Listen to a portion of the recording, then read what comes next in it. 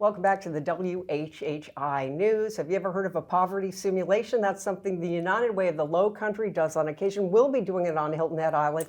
And to tell us about it, we have with us now Chrystie Turner. She's the Executive Vice President, and also Angela Boswell, who is the Community Impact Manager. Thank you for coming in. Thank you for having us. Okay, Angela, what the heck is a poverty simulation? Well, a poverty simulation is a learning tool created as a way to help people understand the realities of those living in poverty. It's an interactive tool that we use to enable participants to experience the struggles and frustrations of those living on a low income. By doing that, we have families, we have them walk a month in somebody's shoes that is a low income. So what would that involve then? If I'm going to walk in someone else's shoes, which really is a good way to see what things are like, how do you go about doing that? Well, there is a whole process that we have, and there's some role playing, and that individual is tasked, the participants are tasked with doing all of the day-to-day items that people in poverty face, the barriers that they face with childcare and transportation and employment, all of those kinds of things, and then having to try to figure out which agencies in the community might be able to help the simulation even better. That's great. Now, tell me, why is this a priority for the United Way of the Lowcountry? So it's a priority because in 2023, we did a community-wide needs assessment, and we met ALICE. So ALICE is actually it's an acronym, and it stands for Asset Limited, Income Constrained, Employed. And we all know ALICE. Many of us are ALICE. Many of us have been ALICE in the past.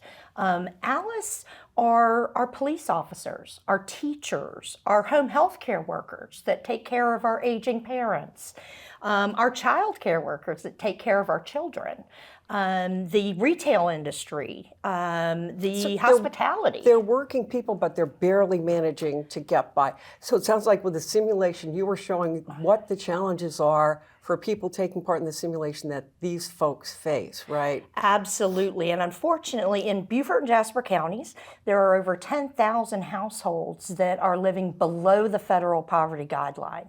But in addition to those 10,000 that are living below the federal poverty guideline, you have about 24,000 households that are ALICE, that are full-time employed, usually juggling multiple jobs, and are just not able to make ends meet with the high cost of living here in Beaufort and Jasper counties. Okay, so Angela, when is someone going to be able to take an opportunity to do this again here on Hilton Head Island? Well, United Way of the Lowcountry is partnering with St. Andrew by the Sea to host a poverty simulation, and we're doing that on Saturday, February 24th from noon to 3 at 20 Pope Avenue on Hilton Head Island.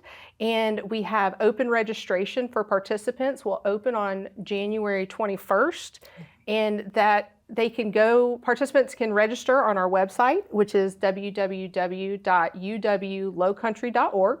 We can take 80 participants, and once you have experienced the simulation with us, we ask that you come back and volunteer with the simulation. Participation is free, and we train our volunteers. That sounds great. I mean, volunteering, once you have been through the program or that experience yourself, has to have really an added impact. And it's something probably you want to share with the next group of people that come through to say, look at all these challenges. Right. Buy food or buy medication, that kind of challenge that folks face. How do people become involved? You mentioned signing online as far as for that workshop or simulation, but is that the best thing to do, go to the website? How do people get involved? Absolutely, and there's many ways to get involved with United Way. We always talk about the 3 T's, time, talent, and treasure. You can volunteer with our VITA program which is taxes. That keep our families away from predatory lending institutions.